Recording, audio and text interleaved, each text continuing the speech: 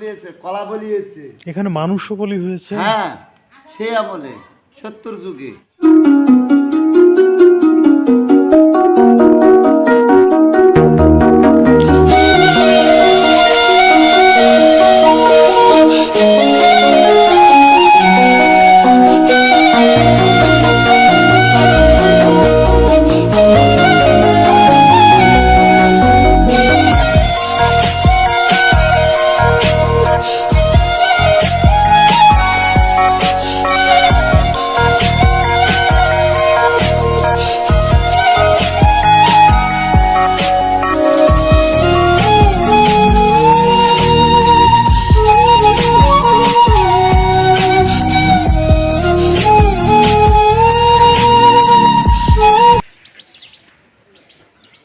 আসসালামু আলাইকুম বন্ধুরা, প্রত্নতাত্ত্বিক নিদর্শনের এক অপরূপ সমারোহ দেখতে আমরা চলে এসেছি নওগাঁ জেলার সদর উপজেলার বলিহার গ্রামে।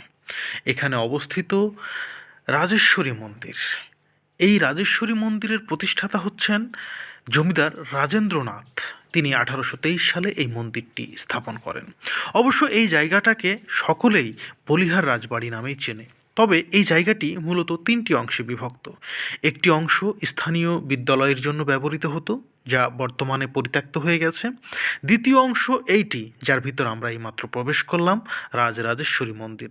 এবং তৃতীয় অংশটি আমরা আমাদের আরও একটি ব্লগে সাজিয়েছি, সেটা হচ্ছে বলিহার জমিদার বাড়ি। বন্ধুরা, আজকে আমরা এই বলিহারের রাজরাজেশ্বরী মন্দিরকে নিয়ে কথা বলবো। আশা করি আপনারা এর ইতিহাস ঐতিহ্য জানতে পারবেন এবং সব মিলিয়ে খুব চমৎকার একটি তথ্যমূলক বিনোদন পাবেন।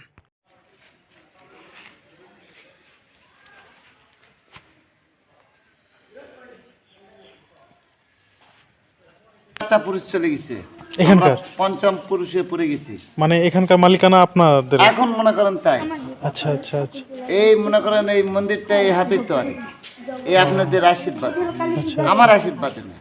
আপনারা কৃপা করছেন, এই জন্য দরজা খুলেছে, আপনারা ঢুকে গেলেন। এতক্ষণ তো দরজার বাইরে অনেকক্ষণ ছিলেন। হ্যাঁ হ্যাঁ ছিলেন না? হ্যাঁ অবশ্যই। হরে কৃষ্ণ। আপনাদের কৃপা না হলে তো আমাকে কৃপা করেন না না না না না। ভক্ত, অনেক ভক্ত। আমি যাচ্ছি না দরজা। হরে কৃষ্ণ, জয় রাধে।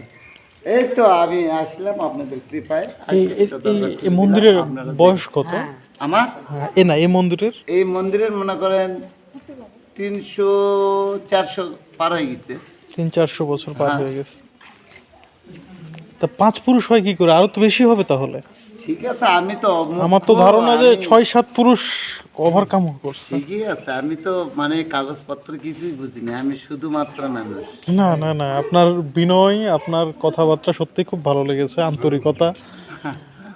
আপনার ভালোবাসাতে তো আমার ভালোবাসা, তাই না? আমার কি ভালোবাসা থাকবে ওখানে? না না না না না, বলেন না। আপনি যদি আমার কৃপা না করতেন আমি এখানে তো আসতেই পারতাম। আমি দেখতেছি হচ্ছে অনেক লোক আসি গেছে, আমি চা খাতে যাচ্ছি। আচ্ছা, এই আবার দরজা খুলে দিলাম, আপনার প্রোগ্রাম আসি গেলেন। আচ্ছা। এই তো নেই রাজা, নেই রাজত্ব, আছে শুধু সেই পুরানো রাজবাড়ি, বলিহার জমিদার বাড়ি, তথা জমিদার নয়, অনেকে বলে এটা রাজবাড়ি। সেই রাজবাড়ি থেকে আমি ব্রাদার মাসুদ সকলকে স্বাগত জানাচ্ছি। এবং এটা সত্যি সত্যি অনেক অনেক সুন্দর একটা জায়গা, এবং যত দেখছি ততই মুগ্ধ হয়ে যাচ্ছে। এবং এই যে দেখতে পাচ্ছেন, এগুলো সবই সেই শত শত বছরের পুরনো পুরাকীর্তি।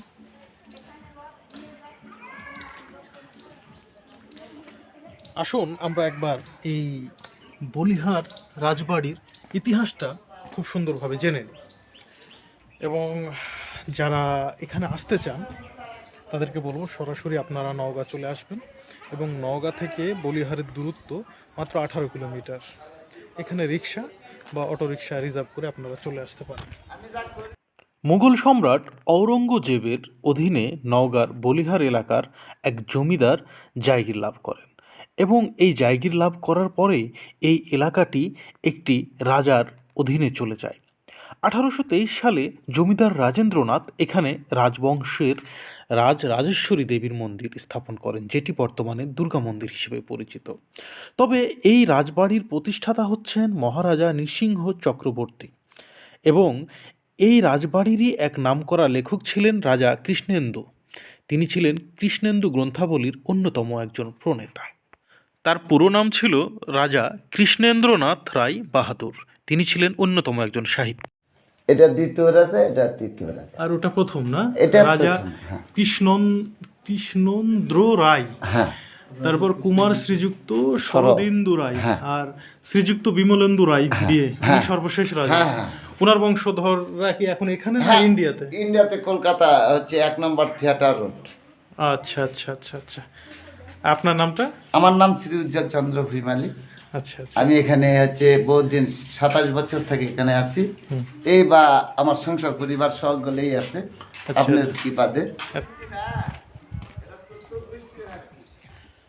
এবং সব মিলিয়ে বিশেষ করে এখানকার মন্দিরের এই কমপ্লেক্সের ছাদটা আমার কাছে অসাম লেগেছে। আমি এখন 3 তলার ছাদের উপরে আছি বলতে বলতে। একটা বিষয় আশ্চর্য যে এই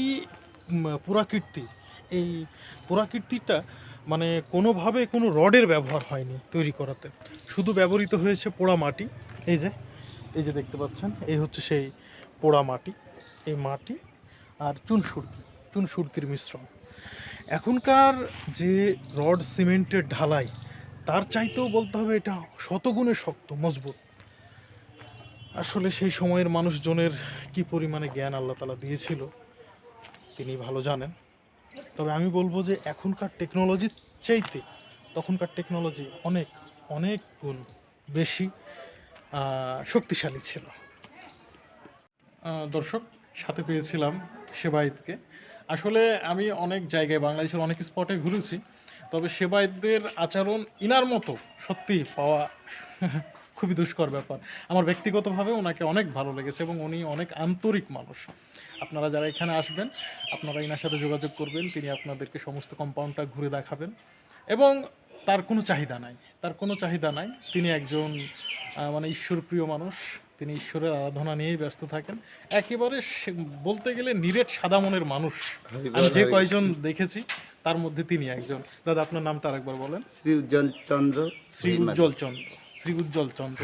আপনারা এখানে আসলে অবশ্যই পেয়ে যাবেন উজ্জ্বলদাকে। হ্যাঁ, তিনি মানে বিনা পরিশ্রমেই আপনাদেরকে ঘুরে ঘুরে দেখাবেন। এবং তিনি হচ্ছেন এইখানকার বলিহার জমিদার বাড়ির জমিদারের বংশধর তিনি। হ্যাঁ, সেই কৃপাতেই পড়ে আছি। সকলকে ধন্যবাদ। আচ্ছা দর্শক, এখানকার যিনি সেবায়েত আছেন তিনি আমাদেরকে মোটামুটিভাবে জায়গা সম্পর্কে বুঝিয়ে বলার চেষ্টা করেছেন এবং তিনি স্বীকার করে নিয়েছেন তিনি একজন মূর্খ মানুষ। তারপরও তার আন্তরিকতা আমার অনেক ভালো লেগেছে এবং তিনি বারবার বলছিলেন কৃপা করার কথা, তার মানে তিনি কিছু চাচ্ছিলেন। তো তাকে আমি আমার সামর্থ্য অনুযায়ী কিছু দিয়েছি। আর এই বলিহার রাজবাড়ি থেকে আজকের মতো এখানে বিদায় নিচ্ছি। সকলকে ধন্যবাদ। আসসালামু আলাইকুম ওয়া রাহমাতুল্লাহি ওয়া বারাকাতুহু।